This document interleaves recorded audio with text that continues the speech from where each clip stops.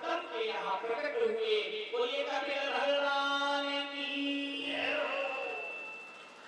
भगवान कपिल का पूजन करके दर्शन करके कर्दम जी तपस्या के लिए गंडकी क्षेत्र में चले गए। एक दिन माता देवहूति ने सुंदर चौकी में भगवान कपिल को विराजमान किया और पूजन किया। तत्पश्चात उनसे प्रश्न किया कि भगवान की भक्ति प्राप्त करने का सबसे सरल मंत्र क्या है?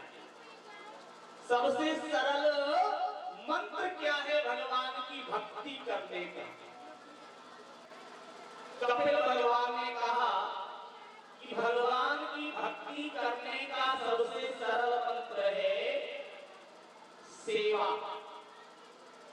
सबसे सरल मंत्र है सेवा। आप परिवार की, समाज की अपने स्थिति के अनुसार सेवा करें तो निश्चित रूप से आप भक्त बन जाएंगे। भक्त बनने का मतलब है विशाल हृदय हो जाता। और जब हम सेवा करेंगे तो हमारे हृदय में विशालता आएगी। विशालता आएगी तभी हम भक्त बन पाएंगे। भगवान कपिल ने माता देवहूति को सांख्य योग का सुंदर उपदेश दिया। तत्पश्चात माता देवहूति ने उनका पूजन किया और माता देवहूति सुंदर नदी के रूप में परिणित हो गई और प्रवाहित होने लगी। भगवान कपिल अपने तपस्या में संलग्न हो गए। सुखदेव स्वामी कहते हैं राजा परीक्षित मनु महाराज के जो बेटे हैं उत्तानपाद, उनकी दो पत्नियां हैं सुनीति और सुरुचि, जो अपने रुचि के अनुसार कार्य करती है वो है सुरुचि, और जो सुंदर नीति के द्वारा कार्य करती है वो है सुनीति। अगर घर में माताएं सुंदर नीति के अनुसार काम करेंगी तो संतान संस्कारी होगी, और अपने रुचि के अनुसार काम करेंगी तो बालक भी अपने रुचि के अनुसार काम करेंगे। घर चाहे जितना बढ़िया बनवा लो, करोड़ों रुपए घर में लगा दो, लेकिन अगर जो है गृहिणी सही नहीं है, गृहिणी सुनीति पूर्वक घर को नहीं संभालती है तो वो घर बर्बाद हो जाएगा। सुनीति के यहाँ ही ध्रुव पैदा होते हैं और सुरुचि के यहाँ ही उत्तम पैदा होते हैं। एक दिन ध्रुव जी महाराज को पता चला कि हमारे तो पिताजी इस राज्य के बहुत बड़े राजा हैं, हमको भी अपने पिता के गोद का अधिकार मिलना चाहिए। ध्रुव जी महाराज गए। महाराज उत्तानपाद बैठे हैं, बगल में सुरुचि बैठी है, गोद में उत्तम है सुरुचि के। ध्रुव जी महाराज जाकर के अपने पिता के गोद में बैठे। सुरुचि ने हाथ पकड़ करके नीचे उतार दिया और कहा कि अगर तुम्हें पिता की गोद का अधिकारी बनना है तो जंगल में जाओ, भगवान से वरदान मांगो और मेरी कोख से जन्म लो, तभी तुम इनके गोद के अधिकारी बनोगे। ध्रुव जी महाराज रोते हुए अपने माता सुनीति के पास आए। माँ से कहा, माँ हम पिता के गोद के अधिकारी नहीं हैं। माँ ने कहा कि माता सुरुचि ने आपको सही कहा है। अरे भगवान ही हमारे सबके सबसे बड़े पिता हैं, भगवान ही हमारे पालनहार हैं। जाओ बेटा, भगवान का भजन करो।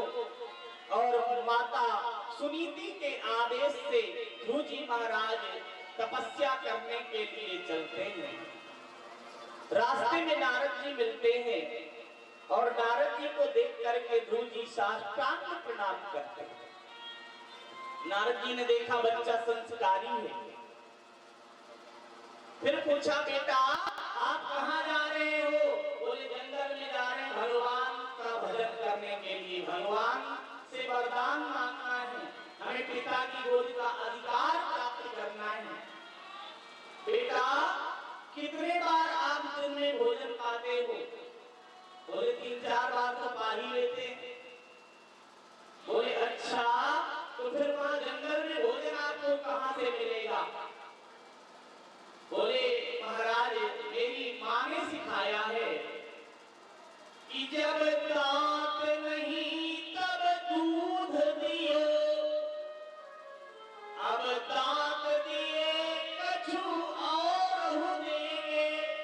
महाराज जब दांत नहीं थे तब भगवान ने माँ के स्तनों में अपने आप दुग्ध प्रवाहित कर दिया था, और जब भगवान ने दांत ले दिए तो भोजन की व्यवस्था भी वही करेगा। नारद जी प्रसन्न हुए, पहली सीढ़ी मजबूत है।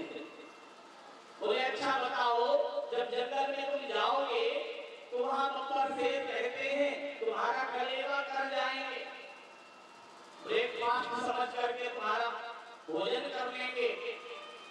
बोले माँ ने सिखाया है कि प्रत्येक जीव में भगवान का वास है, इसलिए कोई भी शेर हमको नहीं खा सकता। भगवान के ऐसे भक्त को देख करके नारद जी प्रसन्न हो गए। बोले दूसरी सीढ़ी भी मजबूत है।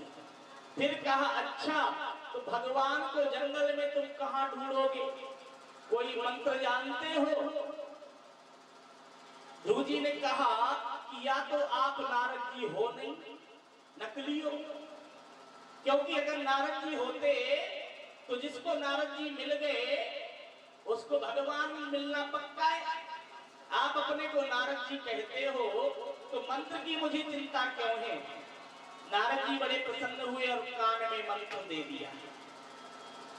अब नारद जी के निर्देशानुसार मधुवन मथुरा के लिए ध्रुव जी महाराज निकले और भगवान को प्राप्त करने के लिए मधुवन महोली में, मधुवन में सुंदर कुंड के किनारे सतुवन मंदिर के बगल में ध्रुव जी महाराज तपस्या के लिए विराजमान हो गए।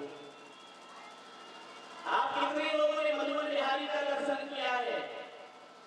किया है आप लोगों ने? नहीं, किसी ने नहीं किया। किया देखो मधुवन बिहारी वही शत्रुघ्न जी का मंदिर है। शत्रुघ्न जी ने ही लवणासुर राक्षस को मार करके मधुबनी मथुरा बसाई। ध्रुव जी महाराज तपस्या कर रहे हैं और गुरु जी ने जो मंत्र दिया है, गुरु जी का मंत्र जप रहे हैं, ओम नमो भगवते वासुदेवाय, ओम नमो भगवते वासुदेवाय, ओम नमो भगवते वासुदेवाय, ओम नमो भगवते वासुदेवाय, ओम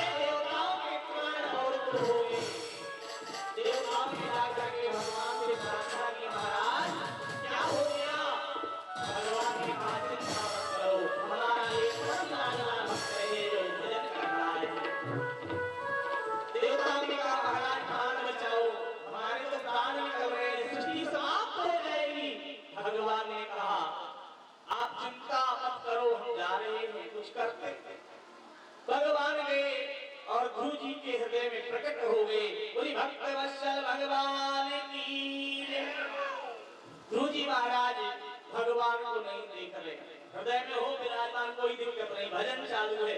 ओम नमो भगवते वासुदेवाय, ओम नमो भगवते वासुदेवाय, ओम नमो भगवते वासुदेवाय, ओम नमो भगवते वासुदेवाय।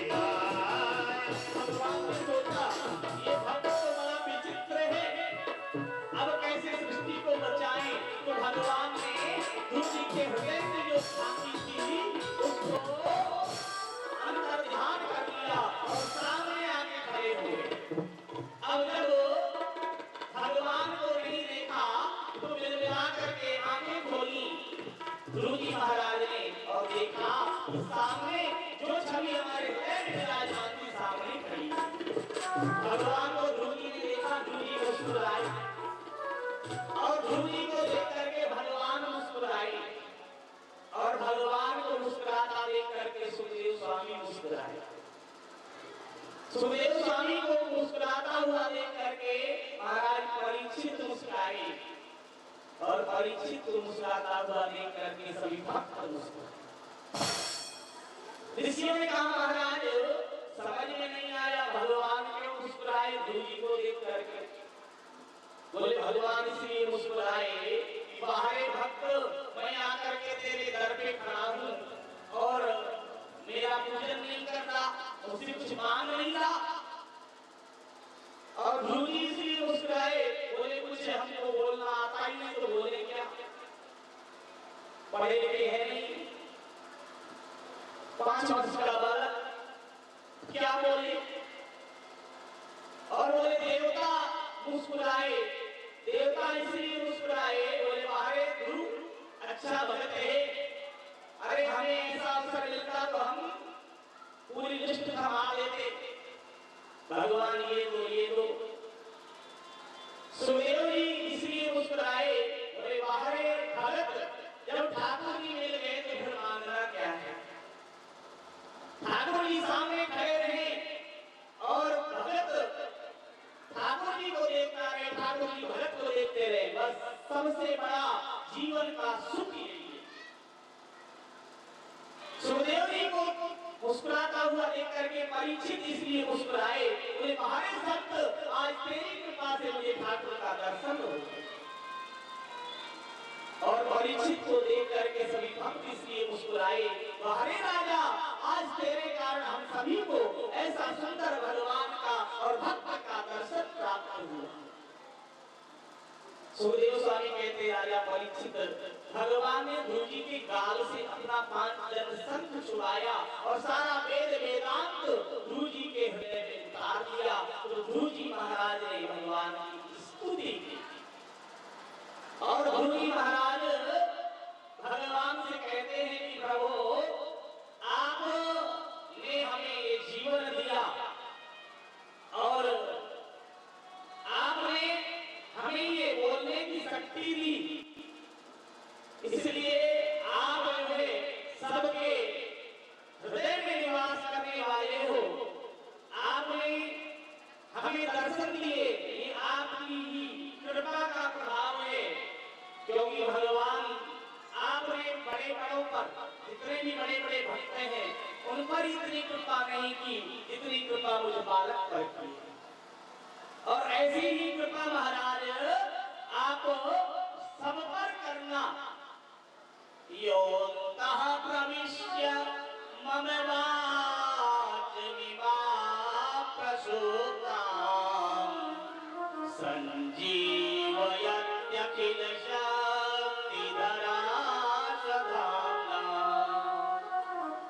अन्याच्च हस्तचरणा श्रवणात्मनादि प्राणान्नमो भगवते पुरुषाय तुभ्यम्। ध्रुव जी ने निवेदन किया कि जो सबके हृदय में विराजमान है वो परमात्मा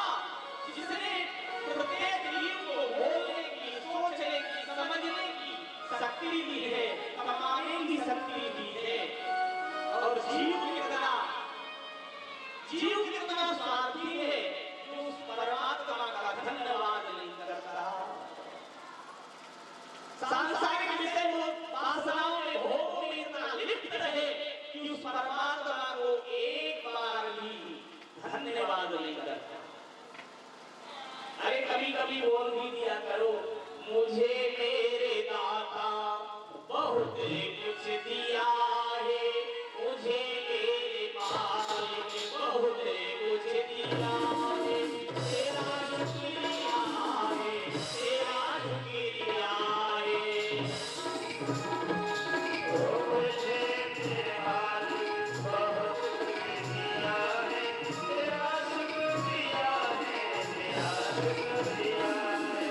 मुझे मेरे दाता बहुत कुछ दिया है, मुझे मेरे मालिक बहुत कुछ दिया है, तेरा शुक्रिया है, तेरा शुक्रिया है, तेरा शुक्रिया है, तेरा शुक्रिया है। इससे अगर आवाज निकलेगी तो भगवान प्रसन्न हो जाएंगे और तुम्हारा कल्याण कर देंगे। सुखदेव स्वामी कहते, राजा परीक्षित, आज भगवान ने कहा वरदान मांगो ध्रुव, और ध्रुव जी ने कहा महाराज आप मिल गए, हमें कुछ नहीं चाहिए। बोले आप ही करदम की तरह कर रहे हो, मन मन भावे मूड़ी हिलावे, आए थे कि हम पिता की गोद के अधिकार को प्राप्त करेंगे, और अब कह रहे हो कुछ नहीं चाहिए। बोले नहीं, मैं कुछ देना चाहता हूं, अभी जा करके राज्य सुख भोगो। नारद जी ने जाकर के महाराज उत्तानपाद को कहा, भगवान ने कहा ध्रुव आप 36,000 वर्षों तक राज्य सुख भोगो, उसके बाद मेरे धाम को आना। इस प्रकार से आज उत्तानपाद रथ लेकर के आए, ध्रुव जी महाराज को सवार किया, जाकर के राज्य अभिषेक कर दिया ध्रुव जी महाराज का। ध्रुव जी महाराज राजा बन गए। 36,000 वर्ष तक ध्रुव जी महाराज ने शासन किया। उत्तम को यक्षों ने मार दिया, तो यक्षों से युद्ध किया, और तत्पश्चात महाराज मनु के समझाने पर युद्ध बंद हुआ, और महाराज ध्रुव मृत्यु के सिर पर पैर रख करके ध्रुव लोक हो गए, और तभी से ध्रुव लोक अक्षर बना हुआ है। और ध्रुव जी महाराज तारे के रूप में हम सबको दर्शन दे रहे हैं। बोले ध्रुव जी महाराज की जय हो। आज सुखदेव स्वामी ने राजा परीक्षित को सुंदर कथा सुनाई, और मनु महाराज की तीसरी बेटी जो प्रसूति है, जिनका विवाह दक्ष प्रजापति के साथ हुआ है। माता सती उनकी बेटी है, बड़ी लाडली बेटी है। दक्ष प्रजापति चाहते हैं भगवान नारायण से विवाह करेंगे, लेकिन सती जी ने भोले बाबा को ही अपना पति स्वीकार किया है, और बेमन से अपनी बेटी का विवाह भोलेनाथ के साथ दक्ष प्रजापति ने किया। बेमन से विवाह किया तो भोले बाबा को सम्मान भी नहीं देते। प्रजापतियों के राजा हैं, इसलिए सभी देवता उनका सम्मान करते हैं। बड़े बड़े देवताओं की ससुर जी हैं, 60 बेटियां हैं। 60 बेटियों में सती बहुत लाडली बेटी है, लेकिन बिना मन से विवाह भोले बाबा के साथ करना पड़ा। इतनी सुंदर मेरी बेटी मैंने लाल प्यार से पाली, और इस औढ़र दानी के भभूत वाले बाबा के साथ विवाह करना पड़ो। आज बड़े चिंतित हैं दक्ष प्रजापति। एक बार देवताओं की सभा में दक्ष प्रजापति पधारे, वहां पर सभी देवता उनको देख करके खड़े हुए।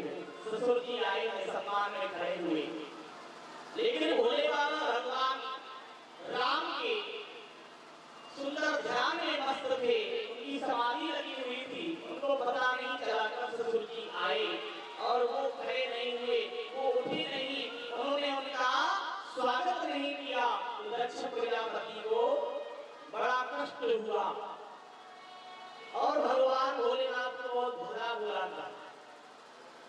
कहा बताओ ये भांग पीने वाला इतना भांग पी करके मतवाला हो जाता है, इसको ये भी नहीं पता चलता कि इसके ससुर जी यहाँ आए हैं, हमारा स्वागत करना चाहिए। अरे ये तो सांपों को लिए घूमता है, अरे बैल की सवारी करता है, मेरे कातर बिच्छू बकरियां लपेटे घूमता है, वो तो मैं बेटी के बहकावे में आ गया जो मुझे इसे अपना दामाद बनाना पड़ा। बहुत भला बुरा कहा, लेकिन भोले बाबा तो भोले बाबा हैं। भोले बाबा पे उसका कोई असर नहीं हुआ, भगवान ने कोई प्रत्युत्तर नहीं दिया। तत्पश्चात भोले बाबा को दक्ष प्रजापति ने श्राप दिया कि आज से किसी भी यज्ञ में आपको स्थान नहीं मिलेगा, और सोचा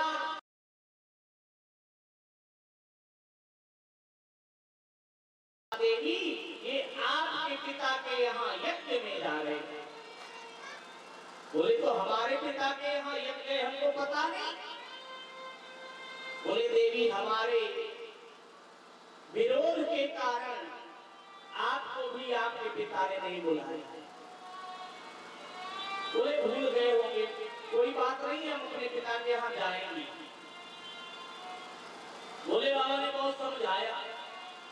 बोले देखो अगर बिना बुलाए पिता के यहाँ जाओगी तो आपका अपमान होगा, इसलिए बिना बुलाए पिता के यहाँ आपको नहीं जाना चाहिए। ये अच्छी बात नहीं, हमारे समझ से तो जो है आपको वहां नहीं जाना चाहिए। माता सती नहीं मानती। माता सती के मन में जरा भी भगवान की बात का कोई प्रभाव नहीं पड़ा। भगवान भोलेनाथ ने बहुत समझाया, लेकिन कहते हैं जाको प्रभु दारुण दुख देही ताकि मति पहले हर ले। जब हमारे जीवन में कोई कष्ट आना होगा, हमारी बुद्धि उल्टी काम करने लगेगी। जब बुरा समय आना प्रारंभ करेगा, हमारा दिमाग काम नहीं करेगा। हम सोचेंगे कुछ, करेंगे कुछ, हमारे अंदर कुछ चल रहा है, बाहर कुछ हो रहा है, बहुत बुरी स्थिति हो जाएगी। आज माता सती नहीं मानी तो भोलेनाथ ने कहा देखो जो तुम गई हो बेटा ही बुलाए।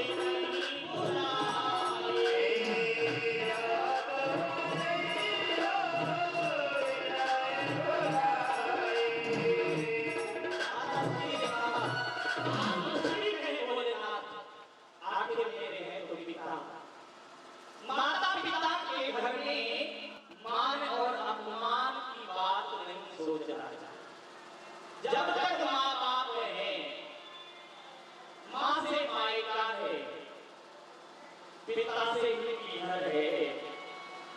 माँ बाप जब तक जिंदा है तब तक बेटी बिना रोक टोक के अपने पिता के घर में आती है। बोले जिस दिन माँ बाप नहीं होंगे उस दिन आपकी आज्ञा और भाई भाभी की आज्ञा की आवश्यकता होगी। जब तक मेरे माता पिता जीवित हैं तब तक मुझे किसी की आज्ञा लेने की आवश्यकता नहीं। भोले बाबा ने सती जी को समझाया। बोले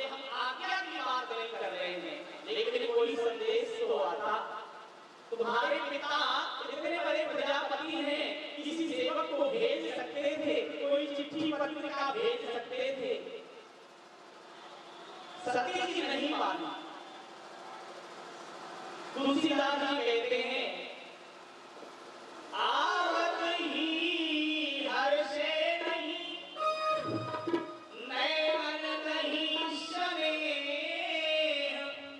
तुलसी तहाँ न जाइए, चर कंचन बरसे में। आप किसी के यहाँ जाओ और उसके नेत्रों में प्रसन्नता दिखाई ना दे, उसके हृदय में प्रसन्नता दिखाई ना दे, उसके नयन प्रसन्नता से द्रवित ना हो, तो चाहे वो स्वर्ण वर्षा करे, आपको वहां नहीं जाना चाहिए। सती जी नहीं मानी और पिता के यहाँ जाने को तैयार हुई। भोलेनाथ ने 2 गणों को भेजा। माता सती पिता के यज्ञ में गई। सारी बहनें मन ही मन सती को देखकर के मुस्कुराई।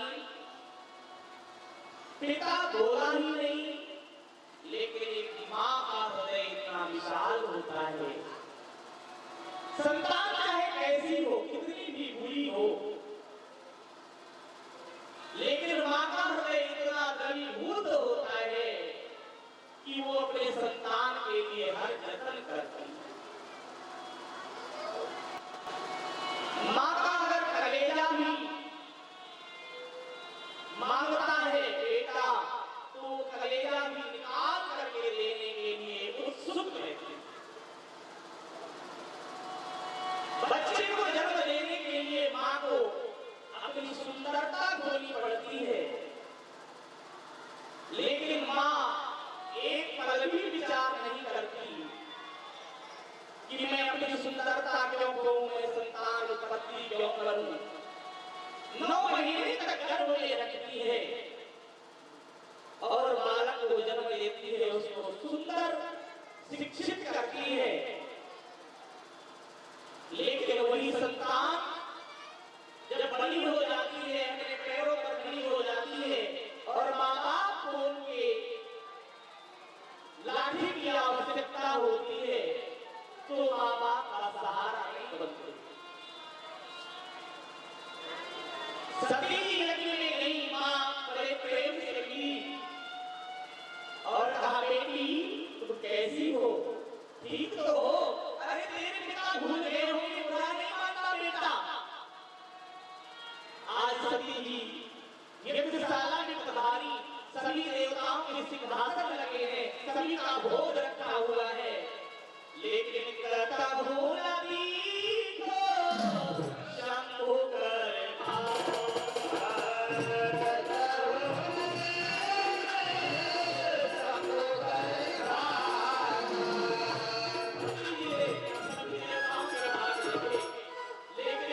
भगवान शंकर का भाग नहीं देखे, बहुत कष्ट हुआ और ऋषि मुनियों को, सारे आचार्यों को कहा, सावधान, जिन्होंने इस यज्ञ का आयोजन किया है और जिन्होंने इस यज्ञ का आचार्यत्व स्वीकार किया है, वो सभी दंड के भागी होंगे।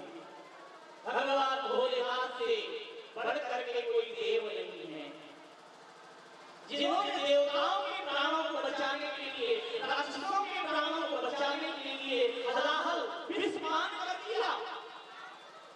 आज भगवान भोलेनाथ की कृपा से आप लोग जीवित हो और उन्हीं भोलेनाथ को आप भागने दे रहे हो। सभी ने निवेदन किया, मां हमारा कोई दोष नहीं, हमको आदेश रहे, हम तो आपके पिता के यहाँ आए हैं और जिसके यहाँ जाया जाता है तो उसके अनुसार चलना पड़ता है।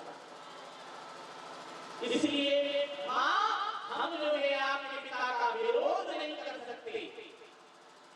आज मां को बड़ा क्रोध हुआ और क्रोध के कारण कहा कि जिसने भी भगवान भोलेनाथ की निंदा कही है या सुनी है, उनको दंड प्राप्त होगा।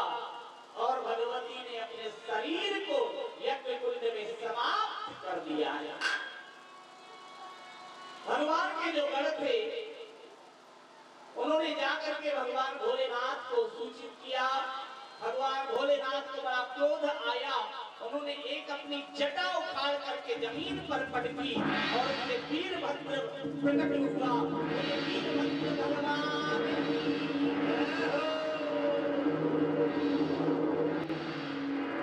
वीरभद्र ने जाकर के यज्ञ को विध्वंस किया, गाड़ी उखाड़ी और महाराज दक्ष प्रजापति का सिर धड़ से अलग कर दिया। सारे देवताओं को खूब दंडित किया। तत्पश्चात भगवान भोलेनाथ पहुंच गए और सती के अंजलि सबको लेकर के पृथ्वी में विचरण करने लगे। देवताओं ने देखा कि अब तो सृष्टि का अंत हो जाएगा, भगवान बचाइए। तो भगवान नारायण ने अपने सुदर्शन चक्र से उसके 51 टुकड़े किए, जिससे वो 51 शक्ति पीठों की स्थापना हुई।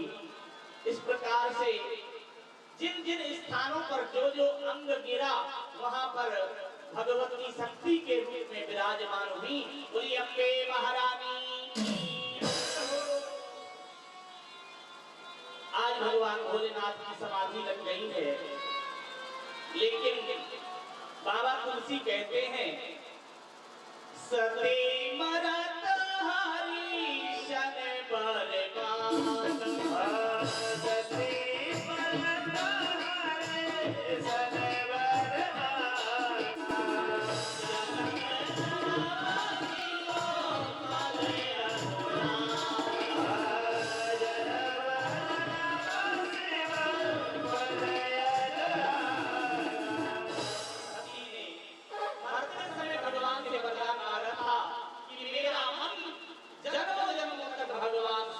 चरण भी जाए। आज भगवती का दूसरा जन्म हुआ। जननी जायो हिमाचल की,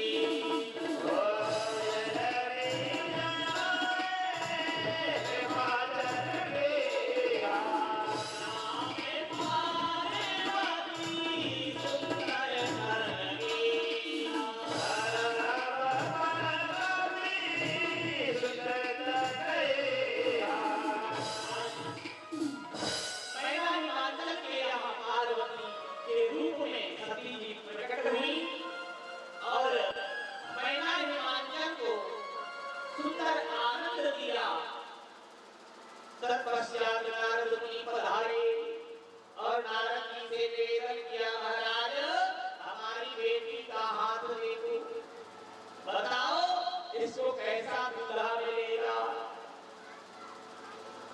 नारद बाबा ने हाथ देखा और कहा, हिमाचल आपकी बेटी के चरण चिन्हों पर चल करके माताएं अखंड सौभाग्य को प्राप्त करें। आपकी बेटी का पूजन भविष्य में सारी माताएं करेंगी और आपकी बेटी सौभाग्य की जननी हो। बोले महाराज इसके दूल्हे का नाम बताओ, इसके साथ ब्याह हो। बोले देखो बस यही बात हमसे मत पूछो, नहीं अभी तुरंत नाराज हो जाओगे, दक्षिणा भी नहीं दोगे। बोले नहीं आपको बताना पड़ेगा। बोले इसका विवाह भगवान भोलेनाथ के साथ होगा। हिमाचल ने कहा कभी नहीं, अरे हम भगवान नारायण के भक्त हैं, हमारी बेटी का विवाह नारायण के साथ होगा। लेकिन पार्वती ने गुरु की बात मान ली और मन ही मन भगवान शिव का वर्ण कर लिया। अब मैया बड़ी होने लगी, विवाह के योग्य नहीं। पिता ने माता ने समझाया, देखो हम आपका विवाह भगवान नारायण से कराएंगे। बोले नहीं। तो एक सहेली को लेकर के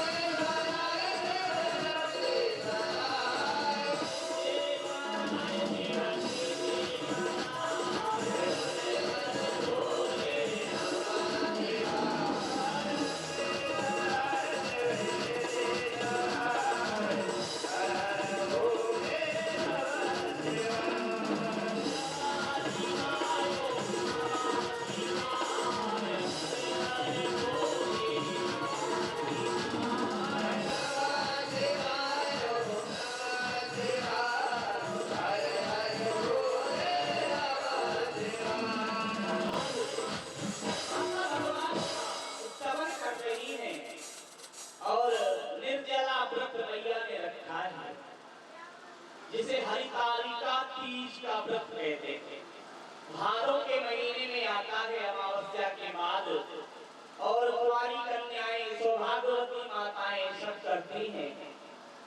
आज माने किया और भोलेनाथ प्रकट हो गए। बोली भक्त वत्सल भगवान की। आज भगवान भोलेनाथ ने कहा वरदान मांगो, और माता पार्वती ने कहा हम तो आपको ही चाहती हैं। भगवान भोलेनाथ ने कहा तथास्तु, और भगवान भोलेनाथ ने सप्त ऋषियों को कहा कि आप ही जाकर के परीक्षा लो। महाराज हिमांचल को नारद जी ने सूचना दी। महाराज हिमांचल पार्वती को लेकर के आए। बोले देखो बेटा, आप लोग चाहती हो करेंगे, लेकिन हम तुम्हारे माँ बाप हैं, हम तुम्हारा भला बुरा जानते हैं, तुम्हें अभी इतनी समझ नहीं है। माता ने कहा वो सब ठीक है, लेकिन जो हमने ठान लिया है वही करेंगे। समझा बहला करके ले आए। सप्तऋषि आए और कहा कि देखो क्यों चक्कर में पड़ी हो, ना उनके रहने का ठिकाना, ना उनके घर द्वार, ना कोई माता पिता, ना कोई भाई बहन, ना कोई खाने पीने का ढंग, ना कोई पहनने ओढ़ने की व्यवस्था। ऐसे व्यक्ति से विवाह करके तुम कैसे सुखी रह सकती हो? इसलिए हमारी बात मानो और भोलेनाथ की जगह भगवान नारायण से विवाह कर लो। माता ने कहा कि बरौ संमुनत राहौ कुमारी, जन्म जन्म तक रगड़ हमारी। बोले हमने तो ये संकल्प ले लिया है कि अगर विवाह होगा तो भोलेनाथ से होगा, नहीं तो हम कुंवारी ही रह जाएंगे। सप्तऋषि ने जाकर के कहा कि महाराज परीक्षा में पास है बेटी।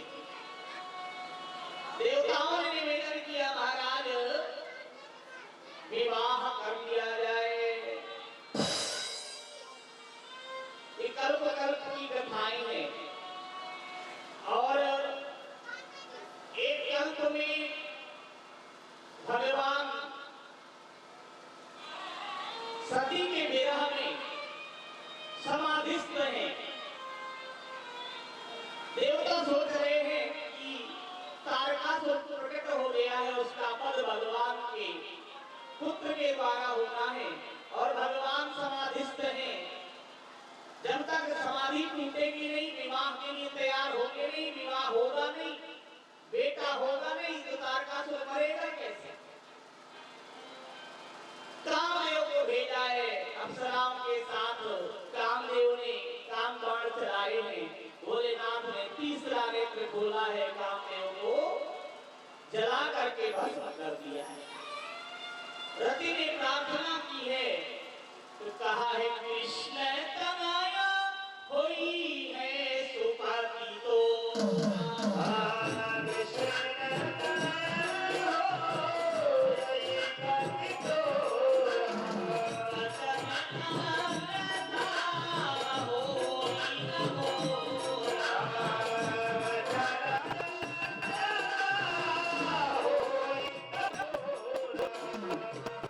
को वरदान दिया है तुम्हारा मिलन तुम्हारे पति से द्वापर युग में होगा और तब तक ये बिना शरीर के सब लोगों को परेशान करेगा, सभी के अंदर विद्यमान रहेगा। देवताओं ने आकर के चरणों को पकड़ाए, भोलेनाथ के महाराज विवाह का लोटार का पहला है। भोलेनाथ को बहुत मनाया, भोलेनाथ तो भोलेनाथ हैं। बोले आप लोगों के कहने से सृष्टि की रक्षा के लिए हम विवाह करेंगे और आज सप्त ऋषियों के द्वारा और नारद जी के द्वारा सुंदर भगवान का विवाह तय हो गया। पत्रिका आई, सप्त ऋषियों के द्वारा सुंदर पत्रिका का वाचन हुआ। तत्पश्चात भोलेनाथ का आज श्रृंगार हो रहा है। भोलेनाथ को आज दूल्हा बना रहे हैं। खूब बढ़िया भस्म रगड़ रगड़ करके नंदी महाराज भगवान को गोरा बना रहे हैं। ऋषि कहते हैं इनको गोरा बनाने की जरूरत क्या है, ये तो ऐसा ही है इनका स्वरूप। ये तो बड़े रहते हैं, लोगों को दिखाने के लिए सांप लपेटे हैं और भभूत लपेटे हैं, मृगछाला लपेटे हैं, जटाजूट धारण किए हैं, लेकिन उनका स्वरूप कैसा है? बोले कर्पूर गौरम करुणावतार।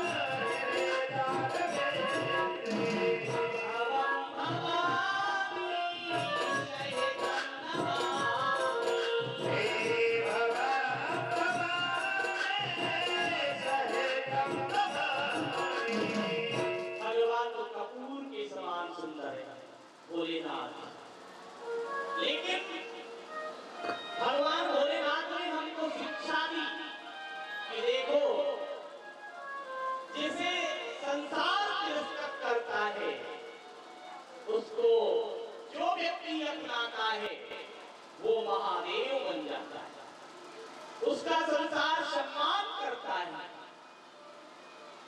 धतूरा, आग का फूल, बेलपत्र,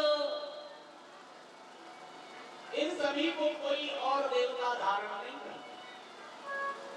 हलाहल क्या, हम लोग जरा सा अगर भांग भी खा ले तो हिलने डुलने लगेंगे। वो तो इतना सारा कई टन हलाहल विष पी गए, लेकिन उसको कंठ में ही स्थापित करता है। कोई भी बुराई करे, कोई भी अपशब्द कहे तो कभी भी कंठ से नीचे उसको मत ले जाओ, नहीं तो आपको अंदर ही अंदर वो जलाएगा। इसलिए भोलेनाथ ने कंठ में ही हलाहल को स्थापित कर लिया है। आज भोलेनाथ को दूल्हा बनाया गया। भोलेनाथ को सुंदर बाघांबर कंठ में धारण कराया गया और बाघांबर नंदीश्वर लपेट रहे हैं और बाघांबर नीचे खिसक के गिर जाता है। भोले बाघांबर बांधना पड़ेगा, तो एक नाग को पकड़ा और बाघांबर ने लपेट दिया।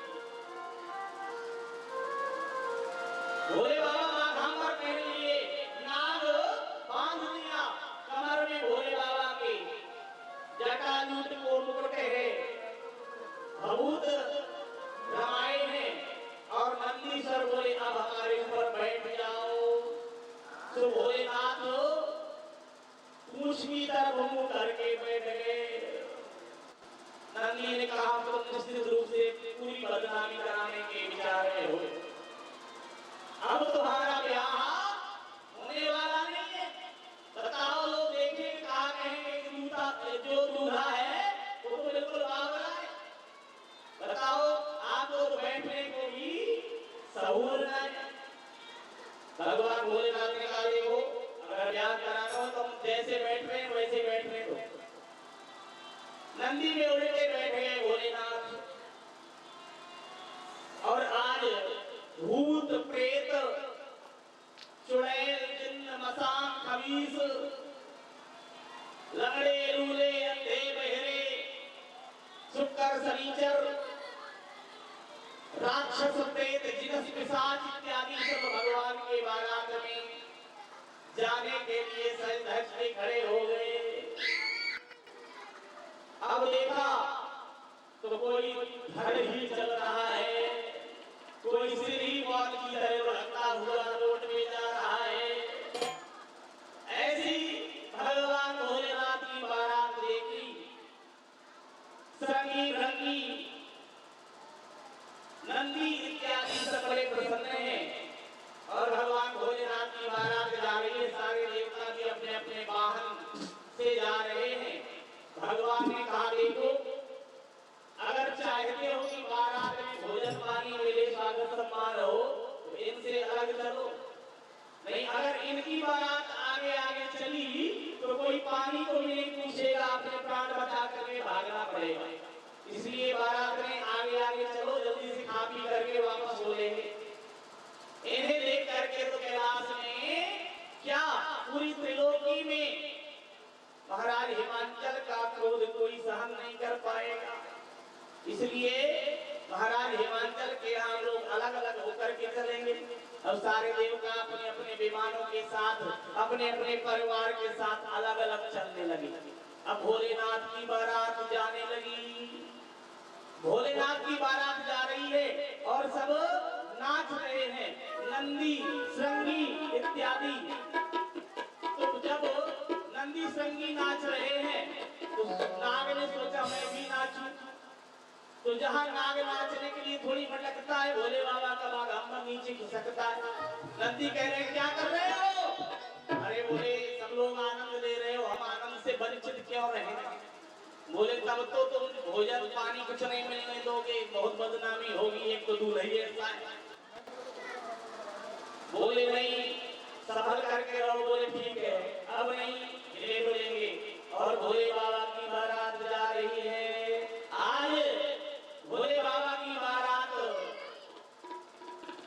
कैलाश पर्वत से हिमाचल के लिए जा रही है। और भोले बाबा की जो बारात है तो भोले बाबा अपने भक्तों को रिझाने के लिए ये सब लीला करते हैं और ऐसा आनंद देते हैं अपने भक्तों को कि जैसा आनंद किसी देवता के विवाह में और किसी विशिष्ट व्यक्ति के विवाह में भक्तों को प्राप्त नहीं होता, ऐसा आनंद एक अलग तरीके की शादी। हर व्यक्ति चाहता है हमारी शादी अलग तरीके से कुछ अलग हो हमारे विवाह में। तो भोले बाबा तो भोले बाबा है, बहुत ही विचित्र बारात और बहुत ही विचित्र भगवान की सुंदर जितनी भी तैयारियां की गई हैं विवाह की हैं। और आज भगवान भोलेनाथ की बारात जा रही है, सभी लोग आनंद लेंगे। बोले भोलेनाथ की जय। कुछ ही क्षणों में भगवान भोलेनाथ की बारात आएगी। आप सभी लोग बीच में जगह बना लेंगे। जितने बारात को कोई दिक्कत ना हो आने में।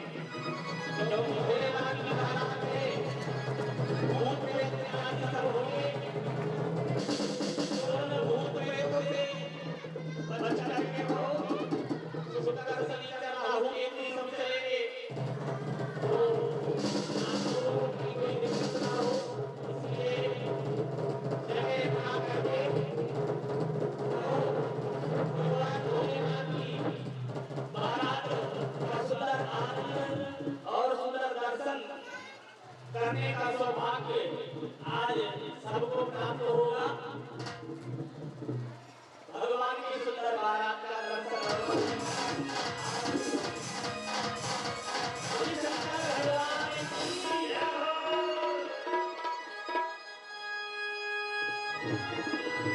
अरे भोले की सज गई ऐसी बारात, दूल्हा बन गए भोलेनाथ, वो भूत प्रेत नाच रहे,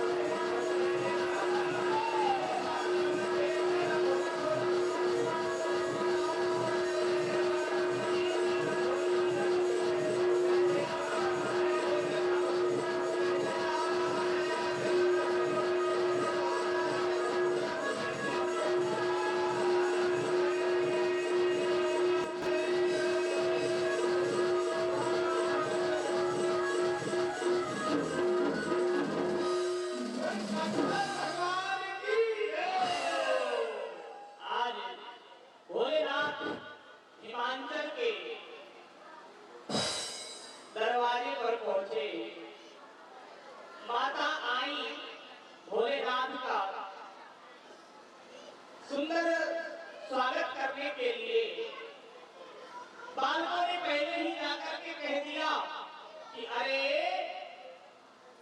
दूल्हा जो पार्वती का है वो भभूत वाला बाबा है, सांपों की माला लपेटे हैं, जटाजूट धारण किए हैं। ऐसा दूल्हा तो हमने आज तक नहीं देखा। बहुत से तो दूल्हा को देख करके बेहोश हो गए। कुछ जो बचे उनने घर घर में ये बात फैला दी कि दूल्हा बहुत विचित्र है। माता मैना को पता चली। माता मैना ने कहा मैं जा करके कुएं में गिर जाऊंगी, पहाड़ से कूद जाऊंगी, लेकिन मैं जीते जी बेटी का विवाह ऐसे दूल्हे के साथ नहीं करूंगा।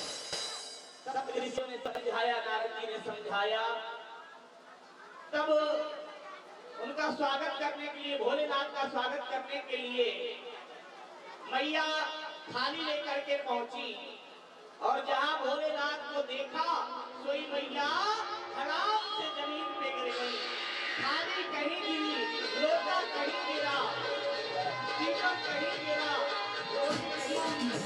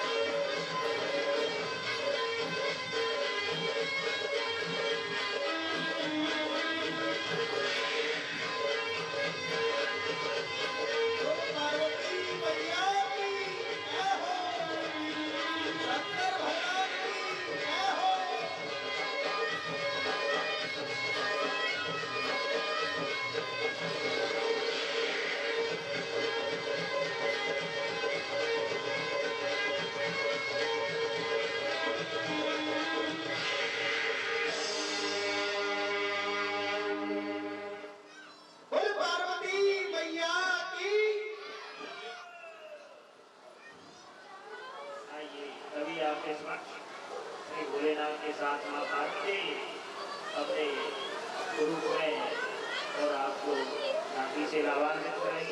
सभी भक्त लोग तालियां बजाएं। शंकर भगवान की, पार्वती मैया की, हर हर महादेव शंभो।